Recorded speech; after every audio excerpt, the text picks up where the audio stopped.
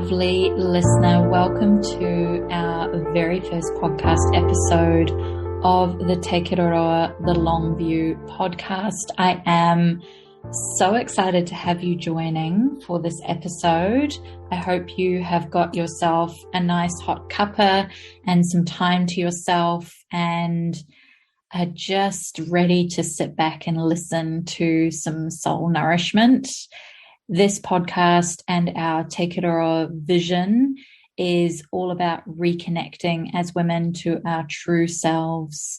We are all about that process of nurturing and self-love,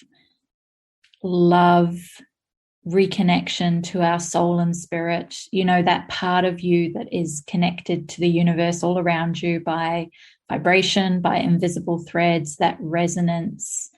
And this is really a space where we are going to be bringing incredible guest speakers on the podcast as we go through that journey together of, you know, empowering you to rediscover the creativity and the love of life that is right there within you. You know, those things that just are sparks of what nudges at your soul, right? What draws you in completely inexplicably and what lights you up from head to toe and on the inside. You know, when we feel those feelings of being so alive and so lit up and so, you know, inspired and delighted by something, those things that make you sit a little bit forward in your chair, for example. So this is going to be, you know, the beginning of a new adventure. It's a new space. It is a new journey. While I am already a host of a podcast, which I will talk to a little bit more in a moment, when I just wanted to do a little bit of introducing of me and who we are here at Kiteroa and a little bit of the background that has been leading up to the birthing of this podcast and this space. While, you know, I have been podcasting for some time, I also know that this is, you know, more or less a brand new direction for Kiteroa. For some of you that have been around our world for a while, this is an opportunity for us to sort of give you a little bit of a brief about what things are all about, you know, for the future moving forward. And for those of you that are a little bit newer, this gives a little bit of an introduction to me, Rose, who I am, the work I do, and a little bit of the background, as I say, to how we have come to be here hanging out on a podcast together and the journey and tale of Kiteroa, to explain a little bit more of the name, the meaning behind this, you know, business, this online space, and just to get to know each other a little bit better, because we are going to be hanging out a whole lot more in this capacity, in this podcast realm. So let's start with just a little mini introduction of me and who I am and the work that I do and how I fit into this picture. So for those of you that don't already know, my name is Rose and I am a cosmic business witch, mentor, leader, guide, whatever label is most appropriate for the kind of work that I do with other soulpreneur women. I empower others to step into their light, step into their soul calling, get clarity on their soul calling. And I work primarily with modalities known as human design, gene keys, and astrology. There's a lot of energy work. There is a lot of channeling work. There is a lot of dancing in that space of the unknown and intangible. But I absolutely love the soul calling that I have come here with in this lifetime. And it is such a big part of my why as to why I have stepped into this work and, really followed that undeniable pull at my soul to be here in this space and to be doing what I do and working with women all over the world through this work. And the way I primarily do share my magic with others is through online learning, courses, programs, offerings. I write, I'm an author. And as I was mentioning before, I have a podcast that I have been hosting for just over 2 years now called Cosmic Imprint. And that is a space where I really do a lot of teaching around modalities such as human design that I work with.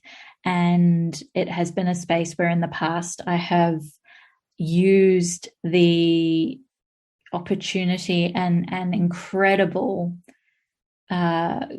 gift that is the podcast to connect with other amazing women, leaders, spiritual entrepreneurs, absolute fascinating human beings who are here with, really big callings and missions themselves and powerful magic that they are sharing.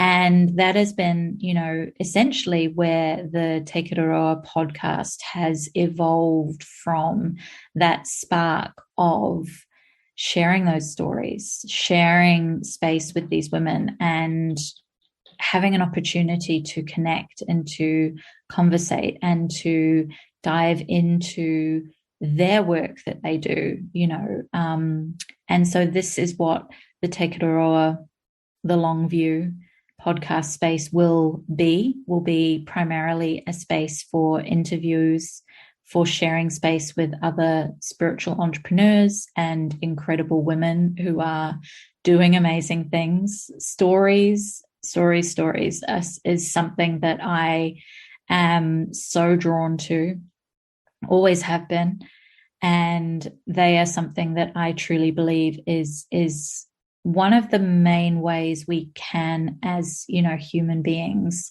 really deeply connect, not only to ourselves when we see and hear our own and witness our own experience in the story of others, but also to connect to others. I know in my own time as an avid podcast devourer, let's say, not just a mere listener. I've been on many podcast binge at various times along my journey, that it has connected me to some incredible women who I otherwise would never have heard of or discovered without the facility of a podcast to give me that connection, to hear their story, to hear about them, and then to be able to connect with them, in the social media space and sign up to their mailing lists and all of those things. So this is going to be something that I'm really excited to bring to this podcast into the future. And of course, with some other little tidbits from me along the way, some solo shows, some solo episodes, some guided meditations, all the things that are really in alignment with this reconnection to soul and spirit. That is what we are all about here in this space. So in terms of how, why, where did the name Teh-kit-eh-roh-ah come from, I thought I would also just explain a little bit of the history, the journey, the background. So Teh-kit-eh-roh-ah was a beautiful 1913 Edwardian homestead. It was originally built and owned by a lady called Emily Phillips, Mrs. Phillips, and she set about with the plans to build this 20-room, 2-story, turreted mansion for the time that it was built in Waimate, South Canterbury, in Aotearoa, New Zealand. And she did this aged in her 70s back in 1912, and on her own. She had been married very young and divorced her husband, left her husband to set out on her own after 4 to 5 years of marriage. She never had children. And for that era was just incredible to think of the challenges that she overcame, that she navigated. She had immigrated out to Aotearoa, New Zealand, from essentially leaving behind the Victorian London slum fringe lifestyle that her family had been in close proximity to. We've done a lot of research into her background and her history, and she, for all intents and purposes, had an arranged marriage with this Mr. Phillips. And pretty much as soon as they got married, she was on a ship coming out to Nelson in Aotearoa.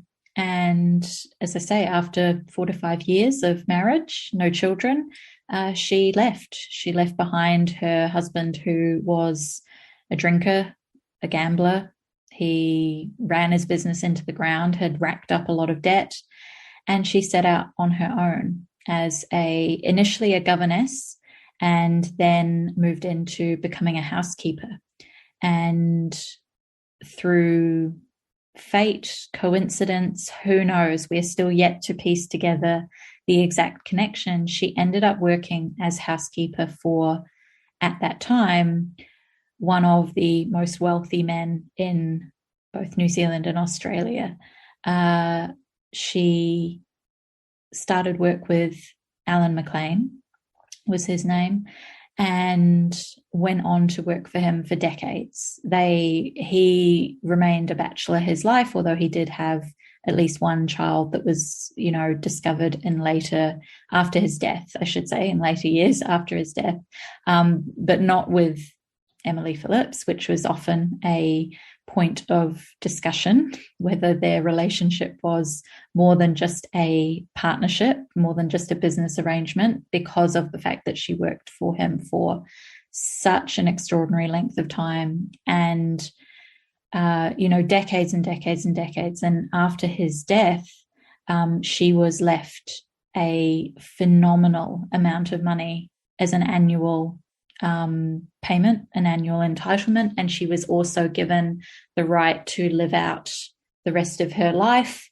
at that point in time, the extravagantly grand mansion that he himself had constructed, known as Holly in Christchurch in the South Island of New Zealand. And she stayed there for some time after his death, but had, with her very, very sizable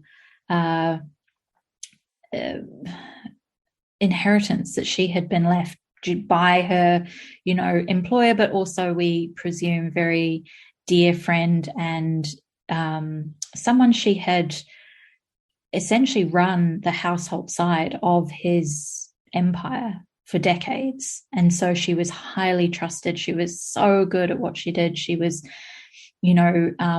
well recognized and known for her important position within his not only business but life. And at the end of his life, the mansion that he had built, Holly, that Emily ran, was essentially built as a secret project to become a place of care and respite for women who had been left destitute or on hard times. And at that time, this is in around about 1901 to 1907, I believe, just off the top of my head. Don't quote me on the dates, but that was around about the time that Alan McLean passed away. And however, this 40 plus room mansion had been constructed, and no one knew at the time, before he died, why he had put so much time and money and effort into building such an enormous, luxurious mansion as he was aged, in his 70s to 80s.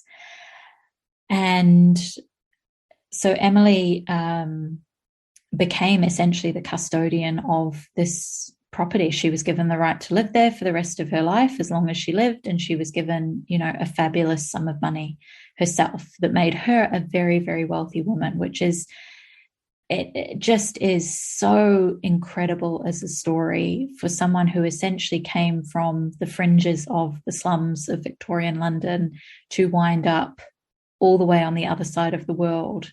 A woman who has spent the best part, most of her life, as a single woman in a working environment, running a empire of a business on behalf of her employer and longtime friend.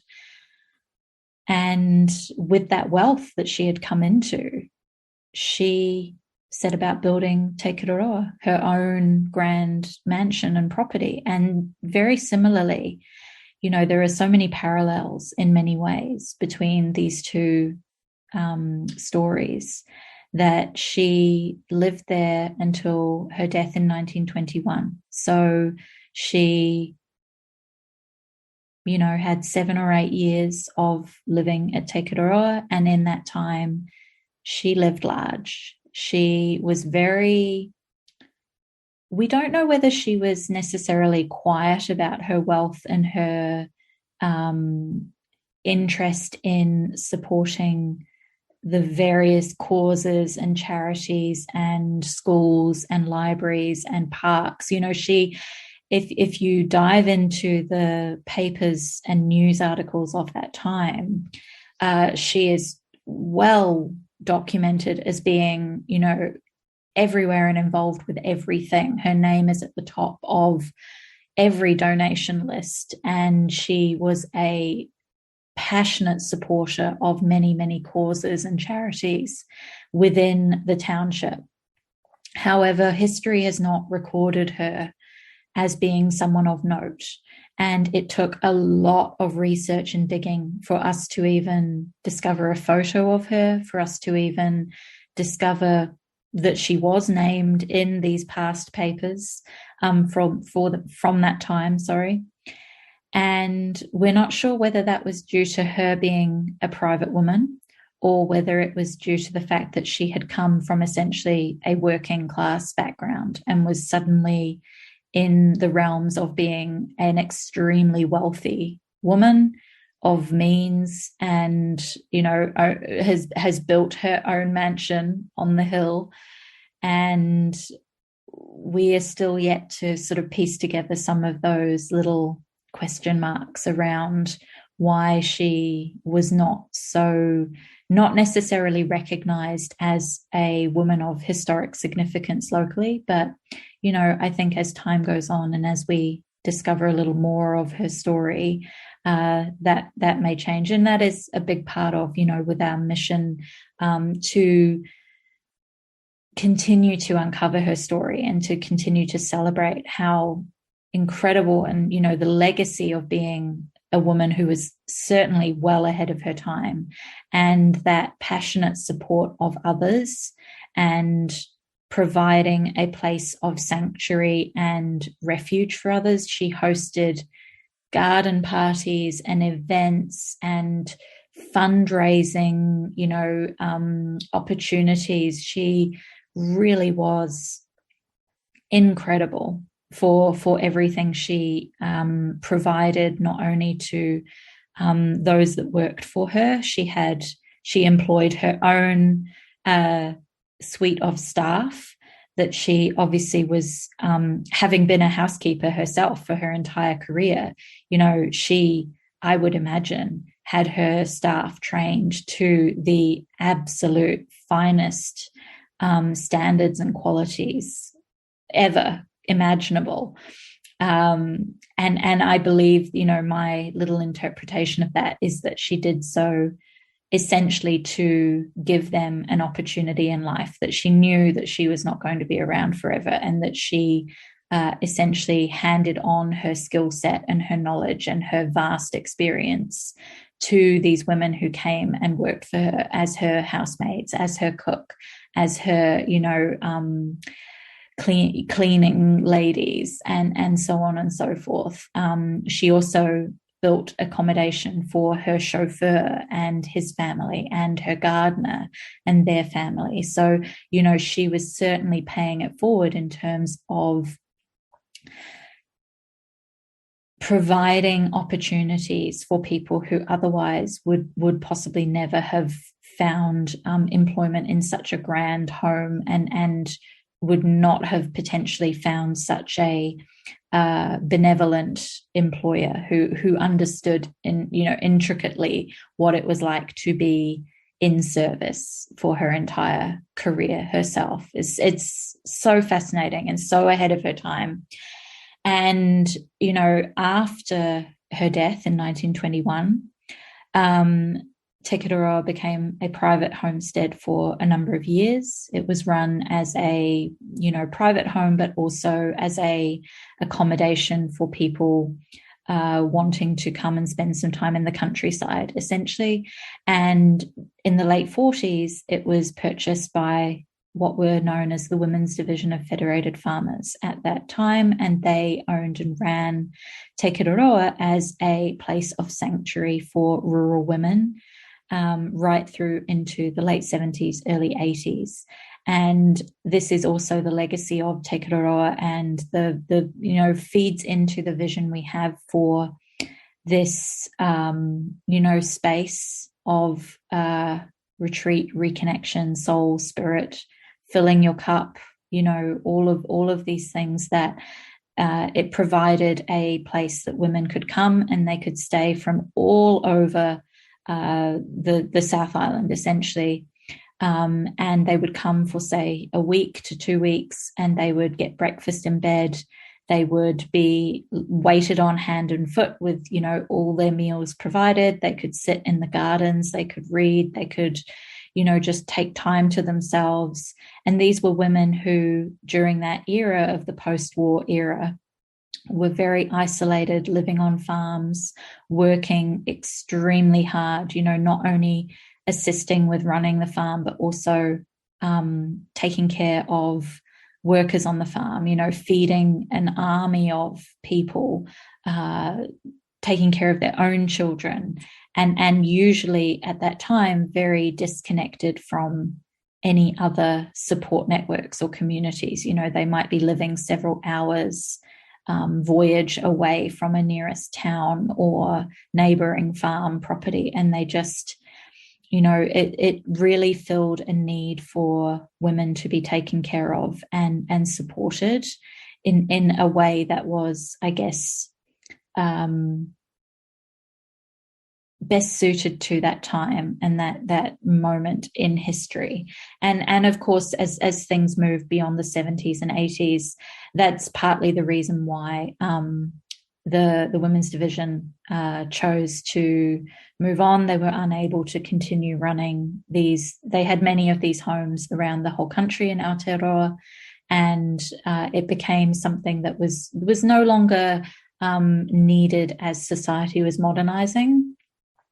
And of course, the cost of running such a facility or a number of different facilities became untenable. So unfortunately, it was a moment in history that it was a very unique experience, but that essentially the reason why Kiteroa was chosen as a location for so many, decades was the peace, the tranquility, the beautiful view. It sits in the foothills overlooking the Waimate Plains and out to the Pacific Ocean. It's surrounded by native bush on the hillside immediately behind. And even, into more recent times, there are still many people who simply drive up to sit and look at the view, and enjoy that peace and tranquility and that connection to nature and that connection to something much bigger than all of us, right? And that spaciousness that comes with being, a little bit out of the mess of our everyday lives. So as I say, that is a little bit of, a little snapshot of the not only the history, but the long standing magic that has been teh-kit-eh-roh-ah. And sadly, in May of 2021, the building, the homestead, was lost to fire, and our family, my parents, we had been the custodians of that property since, the late 80s, and had loved it and poured, I don't even know how many hours and lifetimes of energy into renovations and taking care of this historic gem. It was beautifully preserved and loved and looked after. And my parents had run it for many years as a bed and breakfast. And we had begun in the past couple of years, from about 2019, we had begun transitioning into what the future of teh-kit-eh-roh-ah was going to look like. And we had begun transitioning to become a space of retreat, a place of hosting workshops, events, mindfulness, meditation. We really were cultivating that beautiful soul nourishment that was such a unique feature, and of course with a beautiful space in which to do so. And as I say, sadly, May 2021, which is as I'm recording this, we're sitting in February 2022, so not quite a full year since that terribly devastating day,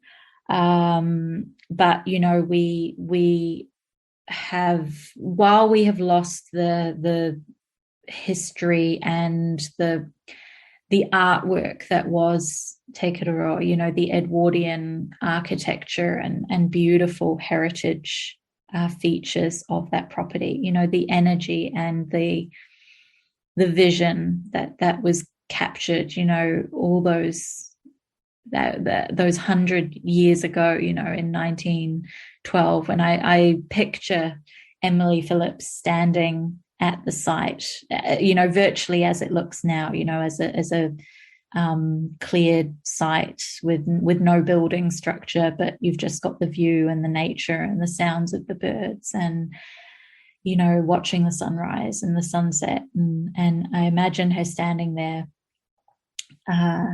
visualizing what it was that she was going to build, and obviously captivated by the beautiful natural environment and the peace and the tranquility, and just that it's that uplifting sense of it is something very special there. It is a very special environment energetically. And so we are still, progressing with how we can continue that legacy, how we can safeguard, that vision and carry it forward as we had intended to do so. Sadly, it won't be with the original teh-kit-eh-roh-ah premises, but we will continue to update as we know what and when and how any future physical, sort of premises might look. At the moment, we don't have answers to that. We have only just come through the phase of the cleanup of this site, which obviously, as you can imagine, with such a large property and such a destructive fire, it took some time to get the wheels in motion in terms of the reality of what it takes to clean up after a disaster. And, all at the same time, we, as I say, we do have, a clear desire and a clear picture and a clear vision of how we want to move forward. And in the immediate future, we're blessed to be able to continue to do so in a virtual space. We had always intended to bring about a podcast, a blog, all of these things that were going to go hand in hand with a, physical premises to host events and workshops and talks and, all the things that we had intended to bring to life moving forward. And so for now, we are, as I say, absolutely blessed and grateful to be doing so in a space that is virtual, that is online, that can still absolutely be a hub of connection and reconnection within, creating that center for reconnection to soul and spirit. So as I say, for now, please enjoy our podcast. Please enjoy the incredible women who will be coming to this space with interviews and sharing their stories. Please enjoy the blog that I will be publishing with little snippets and updates and expanding on some of our, concepts and learnings and soul growth and evolution that we will be sharing more and more about. Please enjoy our future online offerings for learning and growth and self-development that are going to be coming as we continue to expand within this Kiteroa virtual space. And of course, we really look forward to connecting with you and to deepening, this absolute gift that it is to be able to share this with the world. We, in terms of the work that I do, and my parents, Anne and Gary, are still very much involved. They will be much more involved in the, let's say, on the ground side of things, less so in the online space. That'll be more where my area of expertise and knowledge comes in. But certainly we are all, very grateful to be able to continue to do this work, and obviously extremely grateful in the sense that while having to go through that emotional turmoil of losing Kiteroa last year, we can only be blessed and grateful and just so deeply thankful that no one was hurt, no one was injured, no one was there in the premises at the time. And for that is something that we also, have to be so just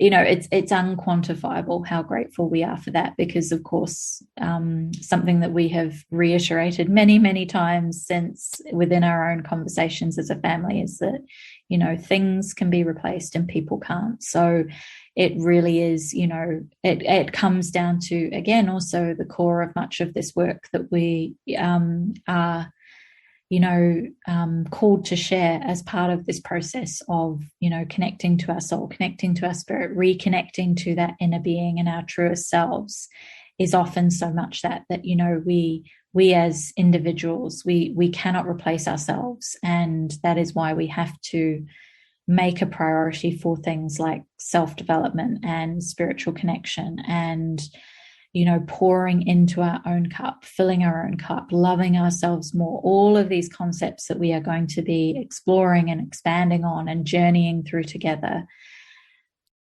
It ultimately, at the end of the day, begins and ends with our inner being, our higher self, our truest selves. So I thank you for being here with me for this introduction, for this little moment of sharing with you a bit more about what Kiteroa is all about and our vision and our journey that we are going to be on. Of course, there will be more podcasts and blogs and things that will expand on it to come, but I thought perfect time to just do a little introduction or reintroduction, depending on whether you've been with us for some time already, whether you've come to this space from my world and my work that I have been doing for some years now, or whether you are brand new to all of it. And I just want to say such a huge welcome. I send you so much love. I send you so much gratitude for being here.